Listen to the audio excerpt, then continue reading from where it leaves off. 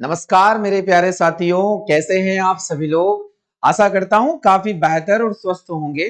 दोस्तों, पढ़ाई कैसी चल रही है आप सभी की? क्या एग्जाम्स आप लोग इस बार टारगेट कर रहे हैं ना? बिल्कुल। आप लोगों से यही मुझे उम्मीद है कि आपकी पढ़ाई जबरदस्त चल रही होगी, सभी आप लोग व्यस्त होंगे अपनी तैयारी में।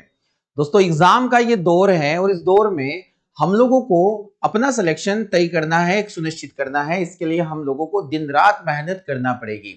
दोस्तों, साइंस की श्रृंखला में मैं एक बार फिर आप लोगों का सभी का स्वागत करता हूं और इस श्रृंखला में मैं पढ़ा रहा हूं केमिस्ट्री, फिजिक्स और बायोलॉजी से टॉप 20 क्वेश्चंस को, टॉप 20-25 क्वेश्चंस को। इसमें वे प्रश्न मैं आप लोगों के लिए लेकर आता हूं जहां से एग्जाम्स आपका बनना तय होगा। सुनिश्चित कर लें आप कि यहां से कोई भी प्रश्न आपका एग्जाम में बाहर नहीं जाने वाला है। जितने भी पीवाई के क्वेश्चन है, प्रीवियस ईयर के क्वेश्चन मैं आप लोगों को करवा रहा हूं और अभी तक मैं इस पार्ट के, इस वाले सेशन के आपको 9 पार्ट कंप्लीट करवा चुका हूं और आज मैं लेकर आया हूं पार्ट 9, 10th यानी प्रैक्टिस सेट 10 को आज हम लोग पढ़ेंगे। तो कॉपी और पेन निकाल लीजिए और शुरू कर लेते हैं आज का ये वेरी इंपॉर्टेंट क्वेश्चंस का एक सेशन, जिसमें मैं टॉप 20 क्वेश्चंस आपको करवाने वाला हूं केमिस्ट्री, फिजिक्स और बायोलॉजी के। चलिए, तो बिना देर किए शुरू कर लेते हैं आज का ये सेशन। तो दोस्तों, पहला क्वेश्चन शुरू कर लेते हैं। देखना है आप लोगों को पहला क्वेश्चन आप सभी के सामने क्या बनता है। बायोलॉजी से हम लोग इस सेशन की शुरुआत कर रहे हैं और पहला ही प्रश्न आप लोगों को देके रखा है और ये किस सब्जेक्ट से देके रखा है, आप लोगों को बायोलॉजी का ये क्वेश्चन देखने को मिल रहा होगा। तो इस सेशन में आप लोगों को नजर आ रहा है कि पहला क्वेश्चन देके रखा है कि सांस लेने में ऐच्छिक विषयों के लिए इंपल्स प्राप्त होता है, यानी कि जो इंपल्स होता है, वॉलेंट्री ब्रीथिंग आर इनिशिएटेड, कहां से ये शुरू होता है आपको बताना है। तो देखो, हर चीजें हमारे अंदर जितने भी बायोलॉजिकल एक्टिविटी होती है वो हमारे ब्रेन के द्वारा कंप्लीट होती है। ब्रेन से आया हुआ एक क्वेश्चन है, आपको बताना है कि जो श्वसन क्रियाएं होती है वो हमारे जो इंपल्स होते हैं वो कहां से कंट्रोल होते हैं। तो आप सभी को पता होगा, यहां पर अलग अलग ऑप्शन देके रखे, मेडुला, सेरिब्रम, स्पाइनल कॉर्ड और वेगस तंत्रिका से। तो आपको बताना है यहां पर करेक्ट आंसर क्या हो सकता है। हम लोग देख लेते हैं कि अगर मैं अच्छी क्रियाओं की बात करूं, हमारे शरीर के अंदर जितनी भी अच्छी क्रियाएं होती हैं, चलिए इसको आप ध्यान पूर्वक देख लें। इस क्वेश्चन को, काफी शानदार क्वेश्चन है, हर बार एग्जाम में क्वेश्चन पूछा ही जाता है। तो दोस्तों, इसमें पहला देके रखा है कि जितनी भी जो वॉलेंट्री एक्शन होती है वो वॉलेंट्री एक्शन कहां से कंट्रोल होती है। तो जितनी भी अच्छी क्रियाएं होती है हमारी, जो हमारे द्वारा कंट्रोल की जाती है, वो हमारे ब्रेन के किस हिस्से से कंट्रोल होती है। तो मैं आपको बताना चाहूंगा, ये हमारे ब्रेन के सेरेब्रम वाले पार्ट से कंट्रोल होती है। अच्छी क्रियाएं सेरेब्रम वाले पार्ट से क्या होती है, कंट्रोल होती है, जितनी भी क्रियाएं होती है। अब आपको यहां पर समझना है कि जो सेरेब्रम पार्ट होता है वह हमारे मस्तिष्क का सबसे बड़ा भाग होता है। अगर हम लोग देखें तो मस्तिष्क का सबसे बड़ा हिस्सा या फिर सबसे बड़ा भाग होता है, बिगेस्ट पार्ट होता है, वह क्या होता है, सेरेब्रम को ही हम लोग जानते हैं। इसे ही हम लोग प्रमस्तिष्क के नाम से भी जान सकते हैं, प्रमस्तिष्क के नाम से भी इसे हम लोग जान सकते हैं। जितनी भी वॉलेंट्री एक्शंस होती है वो यहां से होती है। पर आपसे यहां पर सेरेब्रम के बारे में ये पूछा गया है, सेरेब्रम के बारे में ना पूछकर वॉलेंट्री ब्रीथिंग पूछा गया है कि ऐच्छिक विषयों में जो हमारे इंपल्स होते हैं सांस लेने में वो कहां से प्रारंभ होते हैं। तो यहां हमारा सेरेब्रम रॉन्ग आंसर हो जाएगा। हम लोग देखेंगे, हमारा जो ब्रेन होता है उसके 3 हिस्से होते हैं, एक होता है अग्र मस्तिष्क, एक होता है मध्य मस्तिष्क और एक होता है पश्चिम मस्तिष्क। आप लोगों को यह ध्यान रखना है कि जो पश्चिम मस्तिष्क होता है उसका एक भाग होता है, वैसे इसके 2 भाग होते हैं, सेरिबेलम हो जाता है, मेडुला ऑब्लांगेटा। आपको ध्यान रखना है, जो मेडुला ऑब्लांगेटा भाग है, मेडुला ऑब्लांगेटा, तो ये मेडुला ऑब्लांगेटा क्या करता है, हमारे शरीर के अंदर किसको कंट्रोल करने का काम करेगा, श्वसन गतिविधियों को, यानी कि जो हमारी ब्रीथिंग रेट होती है उसको। तो श्वसन केंद्र जो हमारे बॉडी के अंदर होता है, हमारे मस्तिष्क में जो श्वसन केंद्र है उसका नाम है पोन्स। क्या नाम है, पोन्स। ये इसी का एक हिस्सा होता है, आपको ध्यान रखना है। तो यहाँ पोन्स भी सही आंसर हो सकता था और इसका सही जवाब हमारे पास जो ऑप्शन गिवन है उसके अकॉर्डिंग तो मेडुला होगा। तो मेडुला ऑब्लांगेटा इसका बिल्कुल सही जवाब होने वाला है इस प्रश्न के लिए। क्या आप लोगों को ये क्वेश्चन समझ में आ गया है? तो इस प्रकार के प्रश्न आप लोगों को एग्जाम में देखने को मिल सकते हैं, आपको विशेष ध्यान देना है। तो डियर स्टूडेंट, सेरिब्रम मैंने आपको पढ़ाया कि सेरिब्रम हमारे मस्तिष्क का सबसे बड़ा भाग है। हमें याद रखना, विचार करना, जो हमारी याददाश्त होती है या फिर मेमोरी होती है वो हमारी सेरेब्रम के अंदर ही होती है, ध्यान रखना है। और जितनी भी ज्ञान इंद्रियों से आने वाली जो हमारे सेंस ऑर्गन होते हैं, वहां से जितने भी इंपल्स आते हैं उसको ग्रहण करने का काम भी किसके द्वारा किया जाता है, सेरेब्रम के द्वारा ही किया जाता है। चलिए अगले क्वेश्चन को हम लोग देख लेते हैं। नेक्स्ट क्वेश्चन है, मस्तिष्क के किस भाग में शरीर के तापमान को नियंत्रण का केंद्र माना जाता है? चलिए ब्रेन से रिलेटेड क्वेश्चन आप आज की सीरीज में आपको देखने को मिलेंगे। यानी आपसे पूछा गया है कि centre for controlling body temperature is located, जो बॉडी टेम्परेचर वाला भाग होता है वो कहां से कंट्रोल किया जाता है? चलिए तो इसकी जानकारी मैं आप लोगों को दे देता हूं। हमारे अग्र मस्तिष्क में 3 भाग होते हैं, जिसमें सेरेब्रम, नंबर 1 पर सेरेब्रम हो जाएगा, नंबर 2 पर हम लोग देखेंगे थैलेमस हो जाएगा, थैलेमस, और नंबर 3 पर हम लोग देखेंगे हाइपोथैलेमस हो जाएगा। अब दोस्तों आप लोगों को यहाँ पर ध्यान रखना है कि हम लोग अभी पढ़ने वाले हैं हाइपोथैलेमस के बारे में। हाइपोथैलेमस क्या है इसको हम लोग समझ लेते हैं।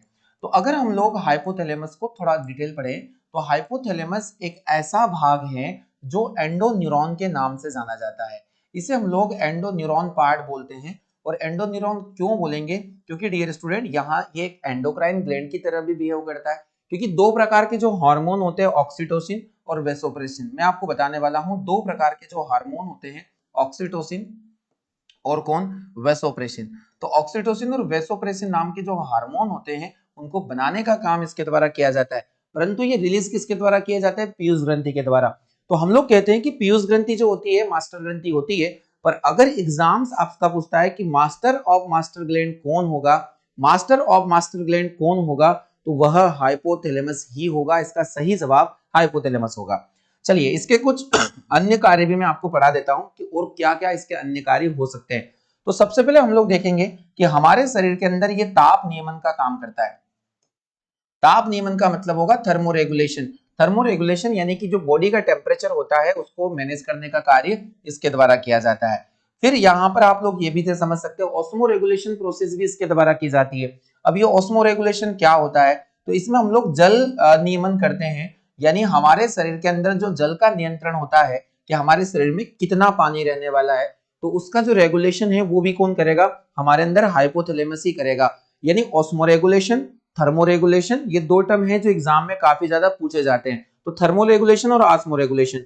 इसके अलावा इसके अन्य फंक्शन में अगर हम लोग देखें तो आपको ध्यान रखना है भूख और प्यास का नियंत्रण किसके द्वारा किया जाता है? तो भूख प्यास का नियंत्रण भी हाइपोथैलेमस के द्वारा किया जाता है। यह एक टाइप का एंडोन्यूरॉन पार्ट होता है, यानी कि एंडोक्राइन ग्लैंड भी होता है और यह न्यूरॉन सिस्टम में भी हमारे भाग लेता है, इसलिए इसको हम लोग नेंडोन्यूरॉन सिस्टम के नाम से भी जानते हैं। अब हाइपोथैलेमस आप लोगों को जितना मैंने जानकारी दिया है आपको समझ में काफी अच्छे से आया होगा। तो दोस्तों ऐसे अपने नोट्स में देखिए, आप एक गलती बिल्कुल ना करें। गलती ये नहीं करना है कि आपको नोट्स बनाने में किसी प्रकार का कोई संकोच नहीं होना चाहिए। नोट्स बनाते चलिए, जब एग्जाम्स देने जाएंगे उस वक्त हम लोग इनको फटाफट रिवीजन कर सकते हैं, क्योंकि आपको अगर बाद में आप वीडियो देखते हैं तो काफी समय लगेगा। इसलिए अभी एक बार मेहनत कर लीजिए, और दिल से मेहनत एक बार ही होती है, उसका रिजल्ट हम लोगों को हमेशा मिलता रहेगा। इसलिए निसंकोच अपने नोट्स बनाइए, क्योंकि अभी समय जरूर लग रहा है पर ये समय आपका समय जरूर बदलेगा, ये मेरा दावा है। तो दोस्तों क्या इतना जानकारी आप लोगों को समझ में आ गया है? हम लोगों ने देखा। अब अगर एग्जाम में आपसे पूछा जाता है थैलेमस, तो थैलेमस को भी आप लोग यहाँ से कवर कर लीजिएगा कि जो थैलेमस होता है वो क्या करेगा। तो थैलेमस की अगर हम लोग बात करें तो ये हमारे अंदर ठंडा गर्म और दर्द का अनुभव करवाता है। ठंडा गर्म और दर्द का अनुभव किसके द्वारा होगा? तो हमारे शरीर में जो भाग है इसका नाम होगा थैलेमस। मोस्ट इंपोर्टेंट क्वेश्चन यहाँ से बनेगा। और अगर हमारे अंदर अगर मेमोरी की बात करें, स्मृति की, तो सेरेब्रम होता है जो सबसे बड़ा भाग माना जाता है हमारे शरीर का। चलिए तो आपको हाइपोथैलेमस यहाँ पर जरूर समझ में आया होगा। तो हमारा सही जवाब जो ताप नियंत्रण को लेकर आ जाएगा वो आ जाएगा ऑप्शन नंबर डी। आपको इसके एक्स्ट्रा मैंने जितने भी फैक्ट समझाए प्लीज आप लोगों को बहुत अच्छे से समझ लेना है। एक भी प्रश्न एग्जाम्स का यहां से आउट नहीं जाएगा। चलिए अगला क्वेश्चन देख लेते हैं। क्वेश्चन नेक्स्ट है हमारे सामने, थर्ड क्वेश्चन। एक मनुष्य की स्मृति यानी कि मेमोरी, एक मनुष्य स्मृति खो बैठता है, इस मनुष्य के मस्तिष्क में कौन सा भाग प्रभावित हुआ है आपको बताना है। जैसे हम लोग कई बार बोलते हैं कि मेमोरी लॉस हो जाना। मेमोरी लॉस होने का मतलब होगा कि हमारे बॉडी में हमारा जो ब्रेन है उस ब्रेन में ऐसा कौन सा भाग है जो डैमेज हो चुका है। तो आपको ध्यान रखना है, अगर हम इसे डायग्रामिक समझे तो डायग्रामिक आपको इस तरीके से ध्यान रखना है कि हमारे ब्रेन का जो सबसे बड़ा भाग होता है वो होता है सेरिब्रम। आपको ध्यान रखना है सेरिब्रम वाला भाग होता है। तो इस तरीके से हमारे अंदर एक सेरेब्रम वाला पार्ट होता है जिसे हम लोग प्रमस्तिष्क के नाम से भी जानते हैं, और ये होता है हमारा कार्पोरा क्वाड्रिजेमिना। और यहाँ हम लोग अलग अलग जैसे सेरिबेलम और मेडुला ऑब्लांगेटा यहाँ पर हम लोग देख सकते हैं। तो प्राइमरी लेवल पर आप इसे समझ सकते हैं। तो दोस्तों आपको ध्यान रखना है कि ये जो पूरा एरिया हमारा होता है इसे हम लोग सेरेब्रम के नाम से ही जानते हैं। और ये सेरेब्रम हमारे अंदर क्या क्या वर्क करता है तो आप ध्यान से समझ लीजिएगा। हमारे अंदर जितने भी सोचने की चीजें, सोचना यानी कि विचार करना, या फिर आप योजना बना रहे किसी चीज को लेकर, योजना बनाना, प्लानिंग करना, ये सारे काम किसके द्वारा किए जाते हैं? तो ये सारे काम सेरेब्रम के द्वारा किए जाते हैं। हम लोग बोल सकते हैं हमारी बॉडी में बुद्धिमत्ता का केंद्र किसको बोलते हैं? बुद्धिमत्ता का केंद्र यानी बुद्धि जो आईक्यू होता है वो हमारा यही होता है। तो बुद्धिमत्ता का केंद्र भी हम लोग सेरेब्रम को बोल सकते हैं। इसके अलावा आपको ध्यान रखना है जो स्मृति लोप होता है यानी कि जो मेमोरी होती है व्यक्ति की, किसी चीज को याद रखना, पुरानी चीजों को याद रखना, या किसी की याददाश्त चले जाना, ये सारे टर्म आप लोगों ने बहुत अच्छे से सुने हैं। तो वो यही सेरेब्रम के अंदर होता है, आपको ध्यान रखना है। इसके अलावा जितने भी ज्ञानेंद्रियों से या जितने भी जो ज्ञानेंद्रियां होती है, ज्ञानेंद्रियों से जो इंपल्स होते हैं हमारे, उन इंपल्स को कौन ग्रहण करता है? तो इंपल्स को ग्रहण करने का कार्य जो है वो किसके द्वारा किया जाता है? इसी सेरेब्रम के द्वारा किया जाता है। गंध को पहचानना या फिर जो हम लोग गंध लेते हैं उसको आइडेंटिफाई करना, स्वाद को पहचानना, ये सब काम हमारे किसके द्वारा होते हैं? सेरेब्रम के द्वारा किए जाते हैं। तो इसका सही जवाब हम लोग देखेंगे कि जो स्मृति लोप होती है वह सेरेब्रम को अफेक्टेड करेगी, मैंने आपको कहा है। अभी हम लोगों ने देखा जो मेडुला होता है वह हमारे ब्रेन का श्वसन केंद्र माना जाता है, जहां से रेस्पिरेटरी रेट जो होती है वो कंट्रोल होती है। और हम लोगों ने अभी देखा कि जो हमारे अंदर जो सेरेबेलम होता है, ये पश्चिम मस्तिष्क का, यहाँ से हम लोग देखेंगे संतुलन का कार्य किया जाता है, बैलेंसिंग का वर्क यहाँ से किया जाता है। तो दोस्तों आपको बहुत अच्छे से ये सेशन समझ में आ रहा होगा। अगर आप भूल गए हैं सेशन को लाइक करना या दोस्तों को शेयर करना तो कर दीजिए, क्योंकि इतना आप लोगों का अधिकार बनता है, आप लोगों की ड्यूटी होती है कि इतनी मेहनत आप लोगों के लिए अगर हो रही है तो सेशन को लाइक जरूर किया करो। चलिए, तो हम लोग यहाँ पर हमने इस प्रश्न का सही जवाब देख लिया, option number A cerebrum. Question number 4 समझ लेते हैं, आपके सामने देके रखा है। पूछा जा रहा है कि इनमें से किस जंतु में तंत्रिका तंत्र तो होता है परंतु मस्तिष्क नहीं होता है, आपको बताना है। काफी शानदार प्रश्न है, एग्जाम में कई बार ये क्वेश्चन पूछा भी जा चुका है। आपको जितने भी पीवाई के क्वेश्चन है उन्हीं से रिलेवेंट क्वेश्चन आगे के सेशन में देखने को मिलेंगे, क्योंकि रेलवे के एग्जाम में आप लोगों को ये समझ में आना चाहिए कि रेलवे में पैटर्न वही रहता है पर उस टॉपिक से रिलेटेड कई सारे क्वेश्चन बना दिए जाते हैं। इसलिए आप लोगों को इनसे रिलेवेंट क्वेश्चन भी देखते रहना है। किस जंतु में तंत्रिका तंत्र तो होता है परंतु मस्तिष्क नहीं होता है, आपको बताना है। तो दोस्तों यहाँ पर जो ऑप्शन हम लोगों को देके रखे वो दिया है अमीबा। अमीबा की बात करें, अब अमीबा कैसा जीव होता है? तो अमीबा एक प्रकार का प्रोटोजोआ होता है, आपको विशेष ध्यान रखना है, प्रोटोजोआ होता है। और ये प्रोटोजोआ होता है, ये क्या होता है? प्रोकैरियोटिक होगा या यूकैरियोटिक होगा? तो ये यूकैरियोटिक एनिमल्स होते हैं, ये आपको विशेष ध्यान देना है। अब हम लोग देख रहे हैं यहाँ पर कि यूकैरियोटिक यानी कि ये बहुकोशिकीय नहीं होते, ये क्या होते हैं? एक कोशिकीय होते हैं। ये एक कोशिकीय होते हैं अमीबा, अगर देखा जाए तो एक कोशिकीय और यूकैरियोटिक प्राणी माना जाता है। क्योंकि आप सभी ने ये पढ़ के जरूर रखा है कि जो अमीबा होता है वह एक कोशिकीय होता है, पर इसके साथ आपको यूकैरियोटिक भी याद रखना है।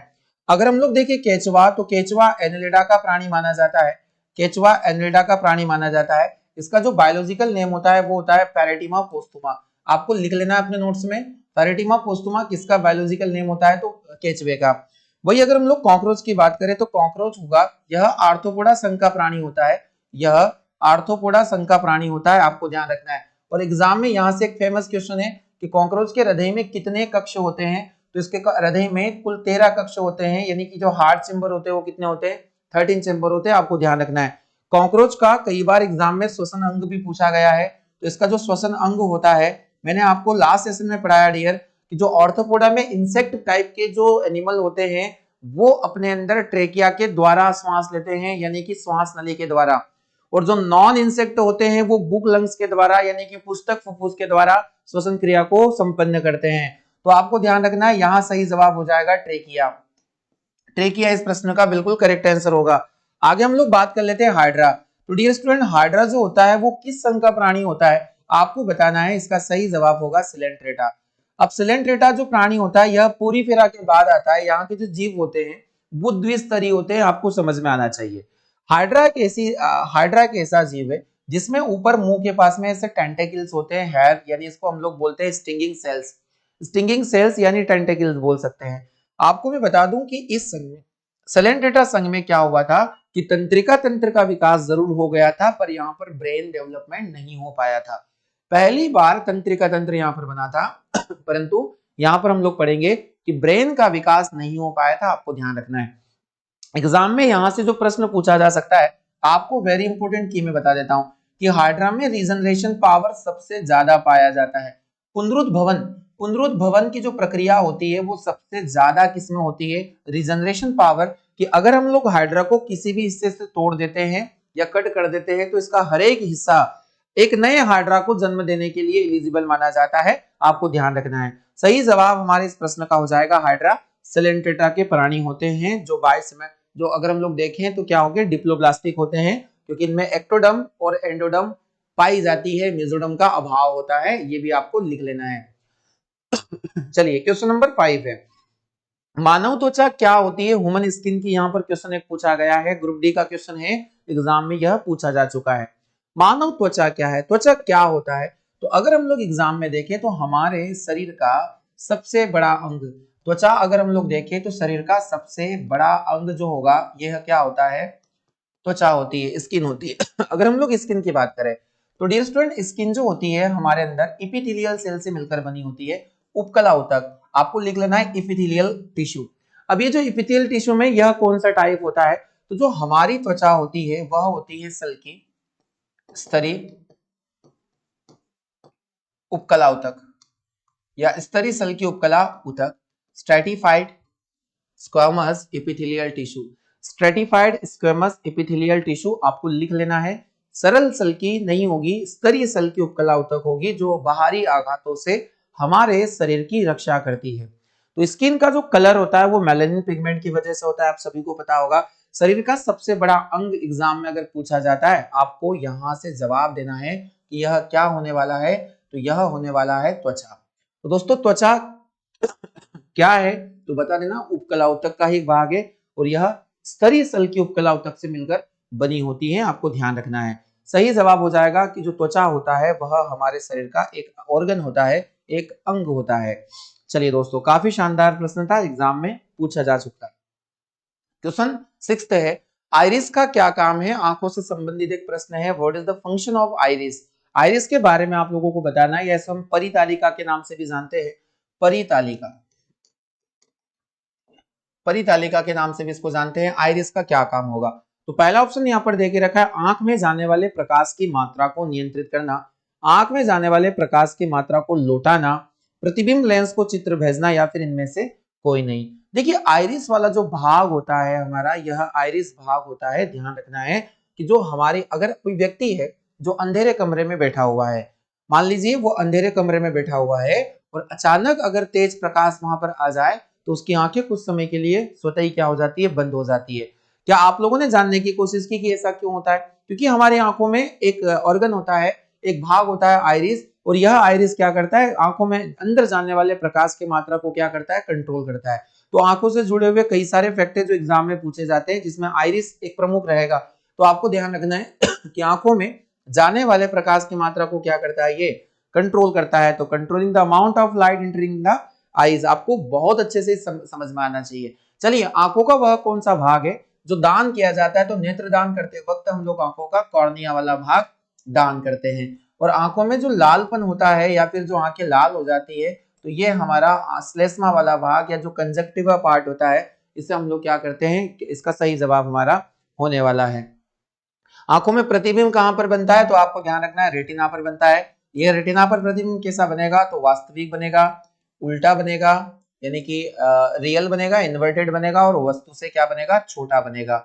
वस्तु से छोटा बनता है, स्मॉलर देन ऑब्जेक्ट। तो आपको यहां से ये 2-3 टर्म एग्जाम्स में पूछे ही जाते हैं, आप लोगों को अपने नोट्स में लिख लेना है कि रेटिना पर वस्तु का प्रतिबिंब बनता है। तो दोस्तों, आइरिस का प्रमुख काम आपको समझ में आ गया कि यह हमारे आंखों में जाने वाले प्रकाश को क्या करता है, कंट्रोल करने का कार्य करता है। चलिए अगला क्वेश्चन है, सामान्यतः टूटी हड्डियों को सेट करने के लिए प्रयोग किए जाने वाले प्लास्टर ऑफ पेरिस का रासायनिक नाम क्या होता है। बहुत शानदार प्रश्न है और ये सभी को आना चाहिए। क्या आप लोगों ने आंसर इसका सोच लिया है। चलिए अब आप मेरे साथ इसको समझ लीजिएगा कि जो हम लोग प्लास्टर ऑफ पेरिस यूज करते हैं, जब हम लोग प्लास्टर चढ़वाते हैं, हड्डियां जब टूट जाती है तो उसे सेट करने के लिए कुछ समय के लिए प्लास्टर लगाया जाता है। ये जो पीओपी होता है ये क्या होता है, इसे हम लोग प्लास्टर ऑफ पेरिस भी कहते हैं। और ये जो प्लास्टर ऑफ पेरिस होता है यह हमारे पास होता है CaSO4 डॉट हाफ H2O। आपको ध्यान रखना है इसका जो केमिकल कंपोजिशन है वह हो जाएगा कैल्शियम सल्फेट हेमीहाइड्रेट। क्या बोलने वाले हैं आप इसे, कैल्शियम सल्फेट हेमीहाइड्रेट। तो ध्यान से समझना है, मैं यहां लिखने वाला हूं कैल्शियम सल्फेट हेमीहाइड्रेट,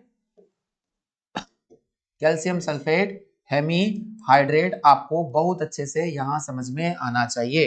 तो ये CaSO4, तो हम लोग देख रहे हैं यहाँ पर हमने कैल्शियम नाइट्रेट नहीं लिया है, हमने कैल्शियम कार्बोनेट भी नहीं लिया है, हमारे पास ऑप्शन सी है कैल्शियम सल्फेट, तो हम लोगों ने कैल्शियम सल्फेट यहाँ हेमीहाइड्रेट नहीं दिया है। ऑप्शन नंबर बी इस प्रश्न का बिल्कुल सही जवाब हो जाएगा।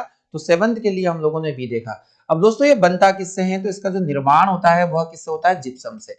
और जिप्सम का फॉर्मूला क्या हो जाएगा, CaSO4.2H2O इसका करेक्ट जवाब होने वाला है। तो आपको बहुत अच्छे से ये क्वेश्चन समझ में आ गया होगा। चलिए उम्मीद करते हैं आपको ये चीजें समझ में आ रही है।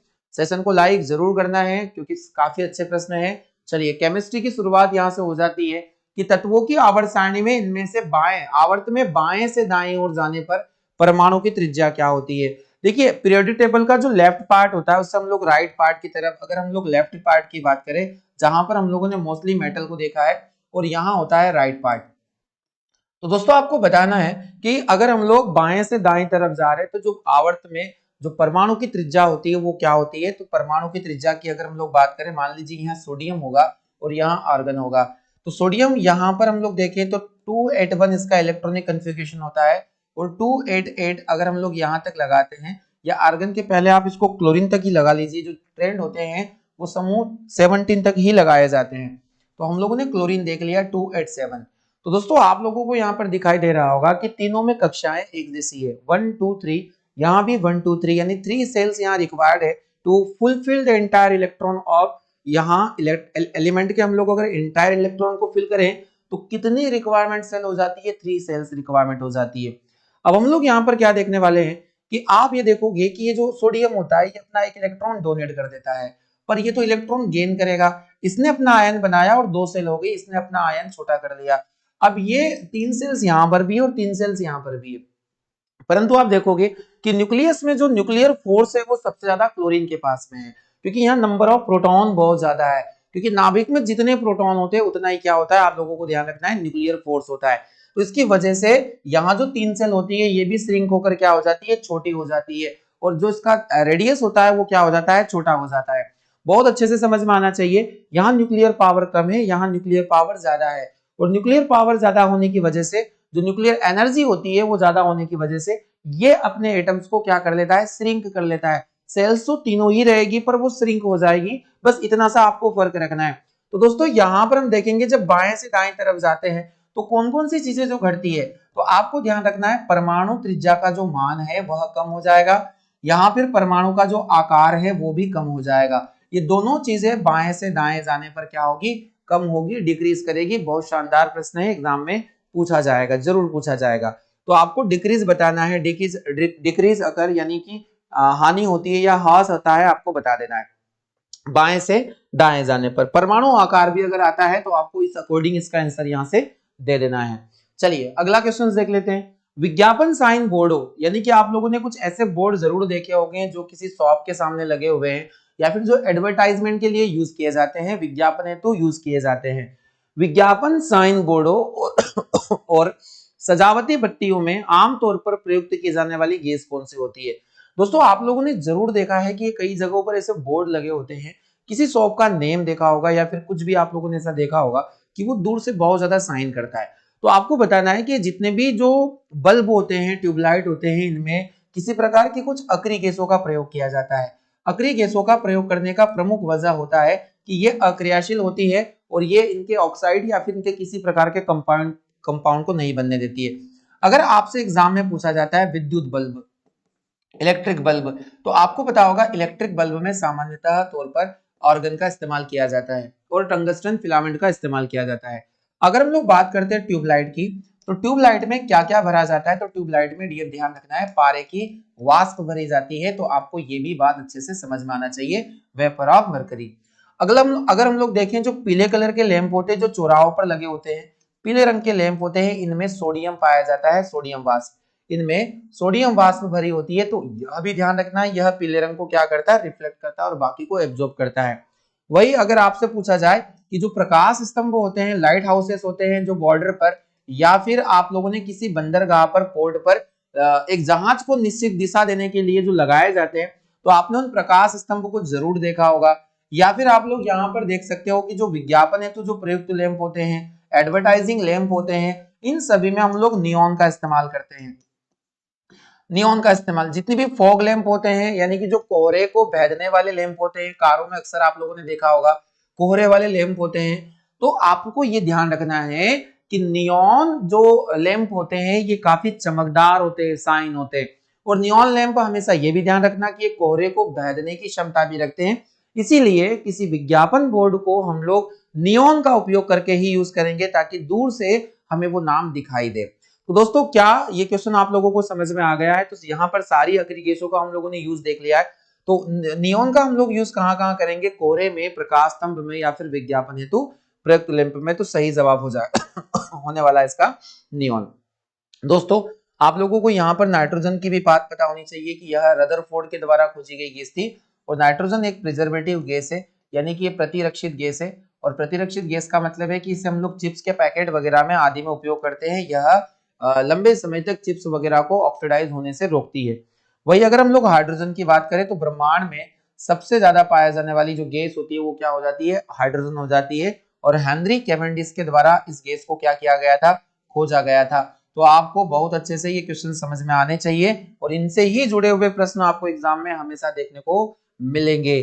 तो आपको डे बाय डे यहाँ पर अपने लेवल में इंक्रीमेंट करना है। आप मेरे साथ पढ़ते चले तो आपको अपना लेवल खुद ब खुद इंक्रीमेंट देखते हुए मिलेगा। क्वेश्चन नंबर 10, इनमें से कौन सी एक गैस है जो रंगहीन और गंधहीन नहीं होती? आपको बताना है। 4 ऑप्शन आप लोगों के सामने हैं, आपको आंसर यहां से सिलेक्ट करना है। देखिए, अगर हम लोग देखें तो ऐसी गैस जो कलरलेस और नॉट कलरलेस एंड ऑर्डरलेस, आपको बताना रंगहीन और गंधहीन नहीं है।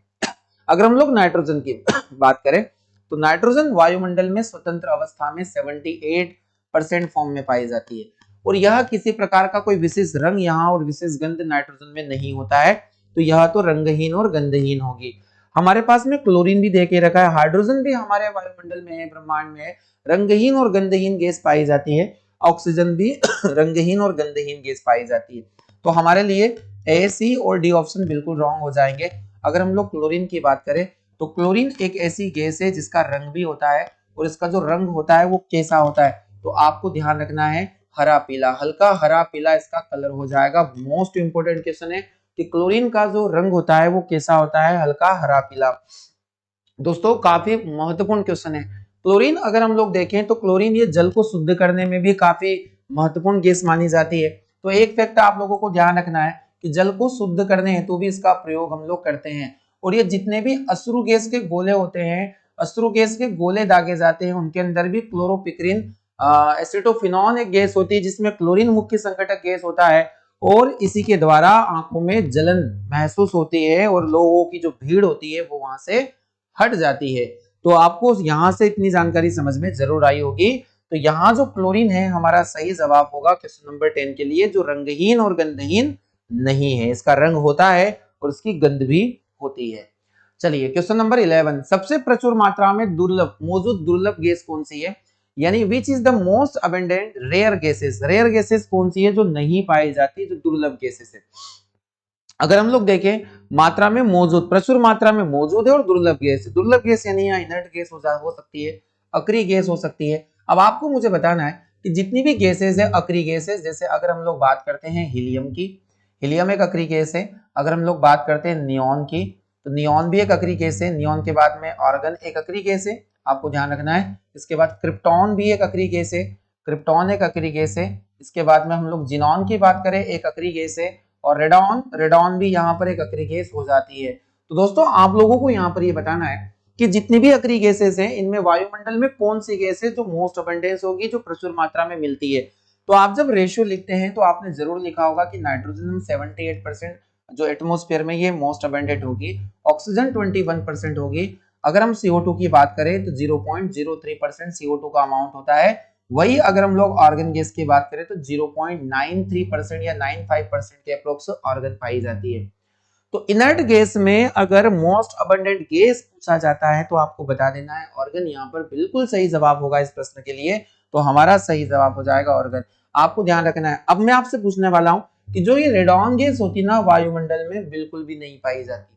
रेडॉन वायुमंडल में बिल्कुल भी नहीं पाई जाती, तो आपको ध्यान रखना है सबसे ज्यादा पाए जाने वाली ऑर्गन हो जाएगी 0.9% और नहीं पाए जाने वाली रेडॉन गैस हो जाएगी। चलिए, तो काफी शानदार प्रश्न है और ये काफी नॉलेजेबल क्वेश्चन है, एग्जाम में पूछे ही जाते हैं। नेक्स्ट क्वेश्चन समझ लेते हैं। अगला क्वेश्चन है 12th, सही विकल्प के साथ खाली स्थान आपको भरना है। Fill in the blank with correct option. पूछा गया है कि तत्वों के गुण उनके परमाणु द्रव्यमान के पीरियोडिक फंक्शन होते हैं। यह कथन किसका है? देखिए, आपने एक रूल्स पढ़ा होगा, तत्वों के भौतिक और रासायनिक गुण उनके परमाणु भार के आवर्ती फलन होते हैं। ये बात किसने बोली थी?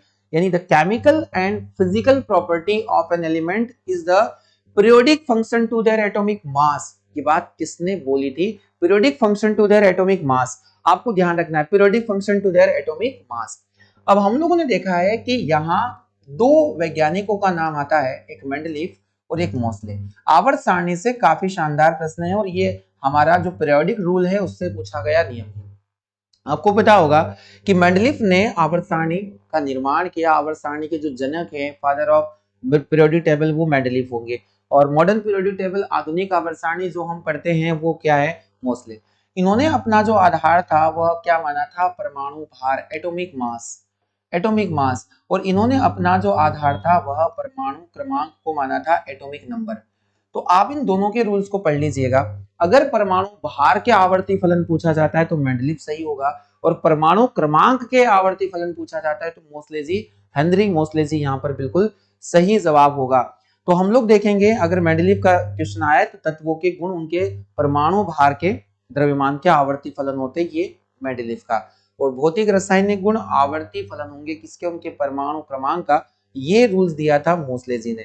तो बताइए मुझे, इसका सही जवाब क्या मेंडलीफ होगा? तो हम लोग देखेंगे मेंडलीफ का आवर्त नियम, ऑप्शन नंबर सी। अब आप यहां से देख लीजिएगा कि डोबेराइनर ने ट्रायड दिए थे। ट्रायड यानी कि जो त्रिक नियम है, त्रिक नियम एग्जाम में पूछा जाएगा कि त्रिक नियमों की विवेचना किसके द्वारा की गई है? तो डोबेराइनर के द्वारा। दोस्तों, यहाँ से क्वेश्चन और भी आ जाएगा कि आपको इसको समझाना होता है कि इसमें तीन तीन तत्वों के समूह डोबेराइनर के द्वारा बनाए गए थे, और इन तीनों तत्वों के समूह में पहला और अंतिम जो तत्व का परमाणु भार का औसत होगा वह दूसरे तत्व का क्या होगा? परमाणु भार होगा। इस बात की जानकारी आपको होनी चाहिए। और अगला कॉन्सेप्ट आपको यहाँ न्यूलैंड का अष्टक नियम, ऑक्टेट रूल। इन्होंने 8 तत्वों के समूह का निर्माण किया था। प्रत्येक पहला तत्व अपने से 8वें तत्व के गुणों में समान होता है। यह बात किसने कही थी? न्यूलैंड ने कही थी अपने अष्टक नियम में, ऑक्टेव रूल में। और संगीत के सुरों से जो अपनी नियम की तुलना है वो भी इनके द्वारा की गई थी। तो ऑप्शन नंबर यहाँ हम लोगों ने देख लिया है, मेंडलीफ का आवर्त नियम। दोस्तों, आपको पता होगा, अगर रेलवे स्पेशल की बात करें तो पीरियोडिक टेबल से हर एक शिफ्ट में 2 क्वेश्चंस भी एग्जाम में देखने को मिले हैं। इसलिए इस टॉपिक को आप लोगों को बहुत ही सीरियस तरीके से पढ़ लेना है। देखिए, हम लोगों को पहले से ही पता होता है, आप सभी लोग भी जानते हैं कि आपको ऑलरेडी पता है कि किस चैप्टर से क्या वेटेज एग्जाम्स का रहता है। जो टॉपिक, कई बार ऐसा होता है सभी सब्जेक्ट्स में हम लोगों को ऑलरेडी पता है कि यहाँ से इतने क्वेश्चंस पूछे जाते हैं, फिर भी हम लोग लापरवाही करके उन टॉपिक्स को नहीं पढ़ते हैं। तो ये हमारी सबसे बड़ी गलती है। हम लोग एग्जाम्स के पैटर्न को समझें और पैटर्न को समझने के बाद में हम लोग वहां से उन क्वेश्चंस को टारगेट करें। तो रेलवे स्पेशल में पीरियोडिक टेबल एग्जाम में पूछा ही जाता है, आपको ध्यान रखना है। चलिए, क्वेश्चन नंबर 13 की तरफ हम लोग अपना रुख करते हैं। 13 क्वेश्चन आप सभी के सामने। कोई साइकिल सवार, देखिए फिजिक्स के क्वेश्चन है, काफी मोस्ट इंपोर्टेंट क्वेश्चन माना जाता है। कोई साइकिल सवार किसी मोड़ पर घूमता है तो वह क्या होगा? बाहर की ओर झुकेगा, आगे की ओर झुकेगा, भीतर की ओर झुकेगा, या बिल्कुल नहीं झुकेगा? बताइए। अगर मोड़ पर एक साइकिल सवार जा रहा था और अचानक मोड़ आ गया तो आपने देखा होगा कि साइकिल सवार इस केंद्र की ओर झुकता है। आपको पता है, हर एक मोड़ पर मुड़ने के लिए एक विशेष प्रकार के बल की आवश्यकता होती है। और दोस्तों, इसका नाम आप सभी को जानते हैं कि इस बल का नाम होता है अभिकेंद्री बल। अभिकेंद्री बल, इसको हम लोग बोल सकते हैं सेंट्रीपिटल फोर्स। क्या कहेंगे? सेंट्रीपिटल फोर्स के नाम से इसे हम लोग जानते हैं। सेंट्रीपिटल फोर्स क्या होता है तो केंद्र की तरफ, या फिर इसे हम लोग बोल सकते हैं केंद्राभिमुख बल, इसका एक नाम और भी हो जाएगा केंद्राभिमुख बल। और ये मोस्ट इंपोर्टेंट की कैटेगरी वाला क्वेश्चन है जो एग्जाम में हमेशा पूछा ही जाता है। तो सेंट्रीपिटल फोर्स, मोड़ पर साइकिल सवार का झुकना, बाइक जो है वो केंद्र की तरफ झुकती है क्योंकि केंद्र से एक बल आरोपित होता है इसके जो सेंट्रल ऑफ यहां से, और इसी को ये झुकाना, और इसी के बिना हम लोग किसी भी मोड़ पर नहीं मुड़ सकते।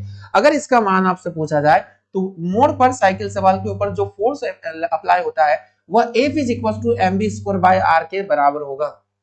आपको बताना है F is equal to mv square by r के बराबर होता है। और अगर कोई साइकिल सवार अपने वेग को दोगुना कर ले और अपनी लंबाई को भी बढ़ा ले तो उसका जो बल होता है वह भी दोगुना हो जाता है। प्रीवियस सेशन में हमारा ये प्रश्न हम लोगों ने सॉल्व किया था, सही जवाब इसका F हो जाएगा।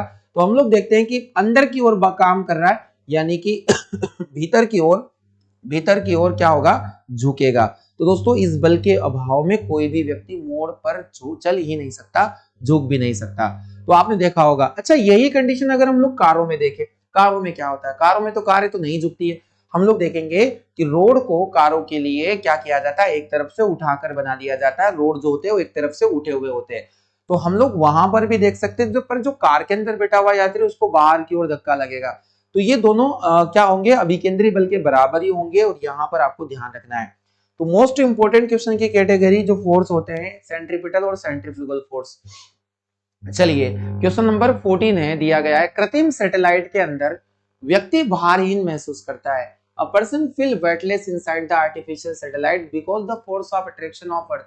आपको बताना है कि एक कृत्रिम सैटेलाइट है, उसके अंदर व्यक्ति अपना जो वेट है वो 0 वेट फील कर रहा है, यानी कि भारहीन महसूस कर रहा है, क्योंकि पृथ्वी के आकर्षण बल का मान क्या होगा।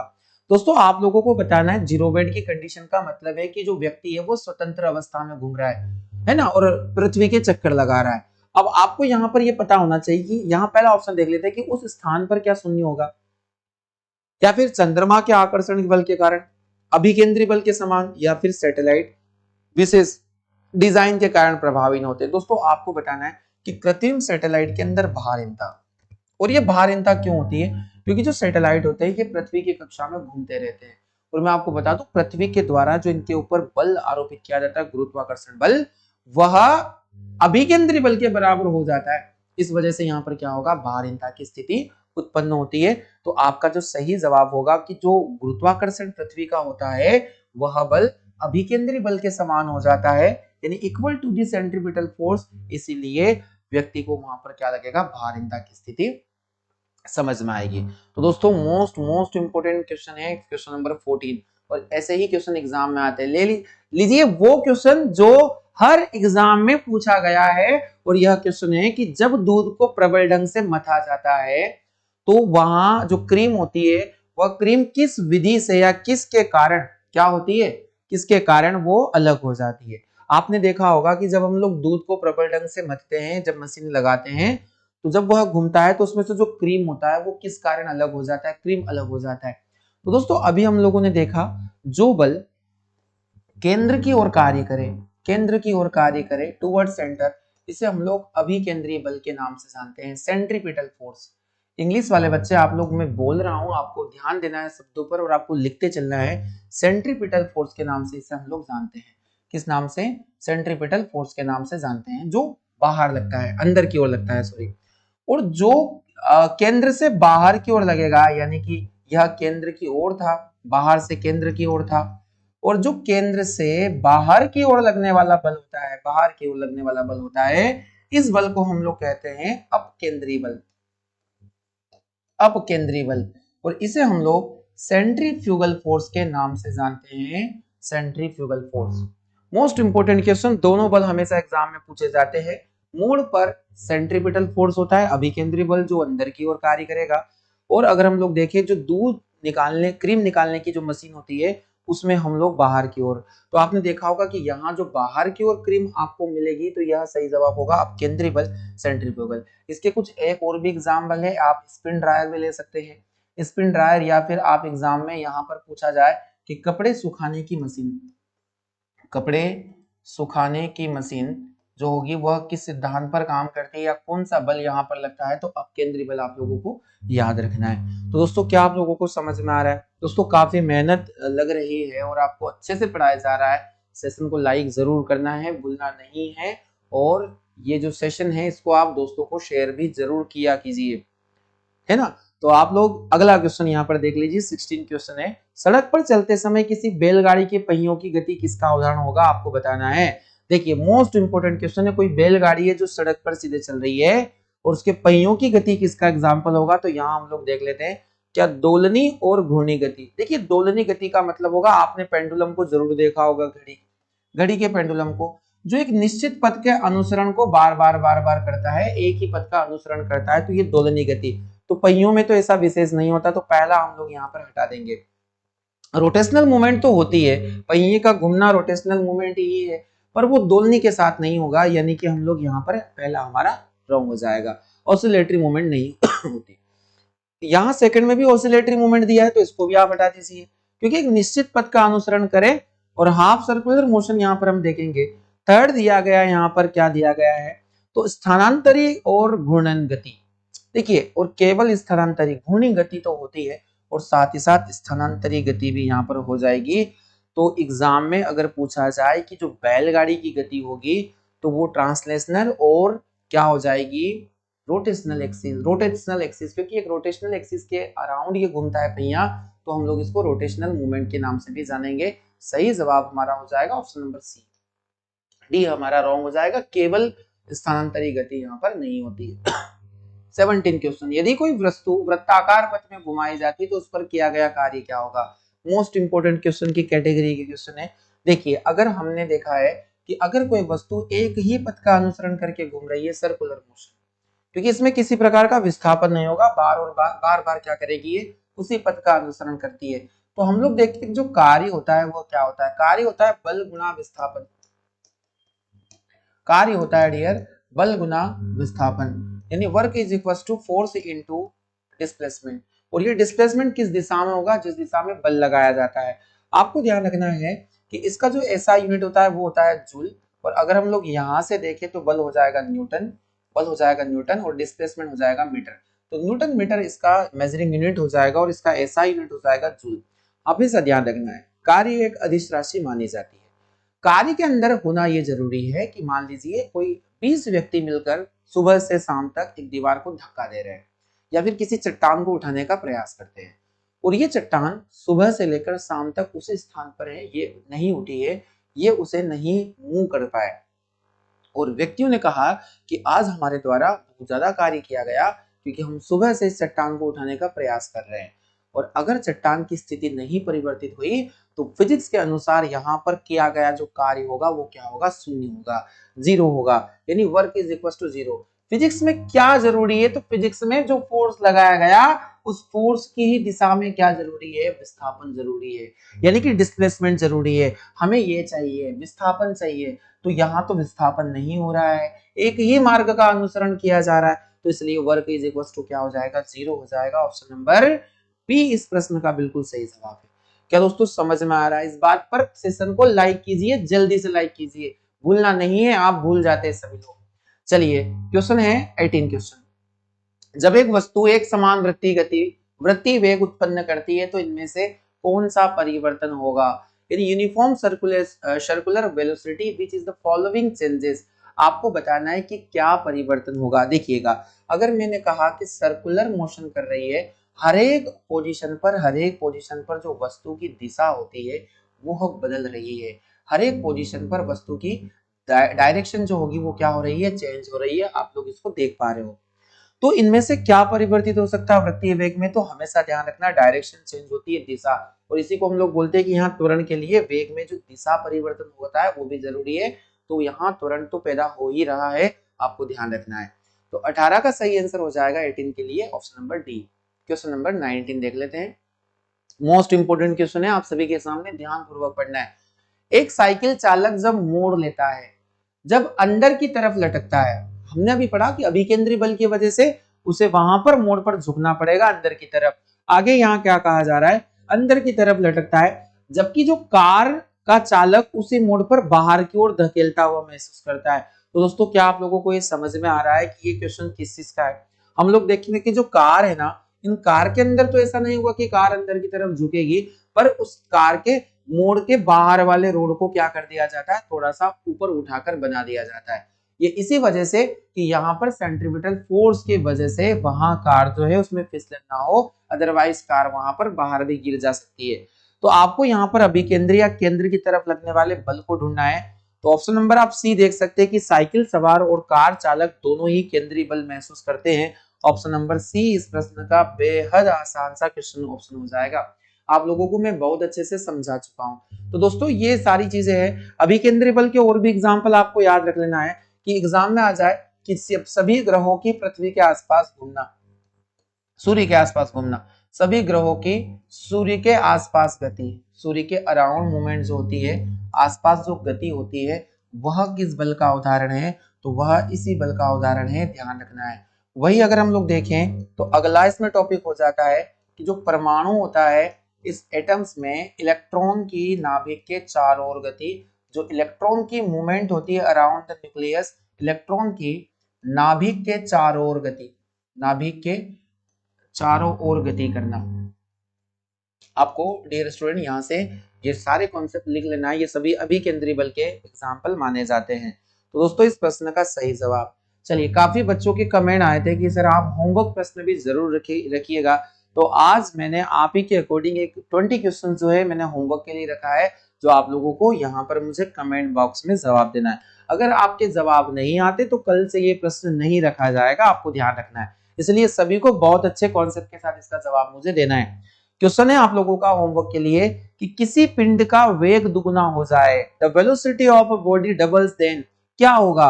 उसका त्वरण दुगुना हो जाएगा, उसका संवेग दुगुना हो जाएगा, या फिर उसकी गतिज ऊर्जा दुगुनी हो जाएगी, या इसकी स्थितिज ऊर्जा दुगुनी हो जाएगी। Most important question, VVIP question यहाँ से माना जाएगा। तो इस कैटेगरी के क्वेश्चन ही मैं आपको पढ़ा रहा हूँ, काफी अच्छे लेवल के क्वेश्चन है जो एग्जाम में आ चुके हैं। तो दोस्तों सिलेक्शन इस बार लेना है तो आपको ये समझना पड़ेगा, कमेंट बॉक्स में जरूर आप लोगों को जवाब देना है। चलिए दोस्तों, तो आज हमने 20 क्वेश्चन और पार्ट 10 के हम लोगों ने कंप्लीट किए। सेशन समझ में आ रहे हैं तो आप हमें जरूर लिखकर बताएं कि आपको सेशन कैसे लग रहे हैं, हमें कैसे पता चलेगा, तो आप कमेंट जरूर कीजिएगा।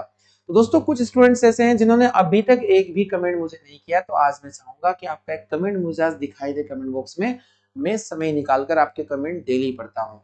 चलिए, तो अच्छे कमेंट्स का मुझे इंतजार रहेगा आज के लिए, और मिलते हैं हम लोग अगले सेशन में पार्ट 11 के साथ, वही टॉप 20 क्वेश्चन के इंपोर्टेंट क्वेश्चंस को लेकर। आप सभी अपना ख्याल रखें, अपनी पढ़ाई अच्छे से जारी रखें। आप सभी का बहुत बहुत धन्यवाद।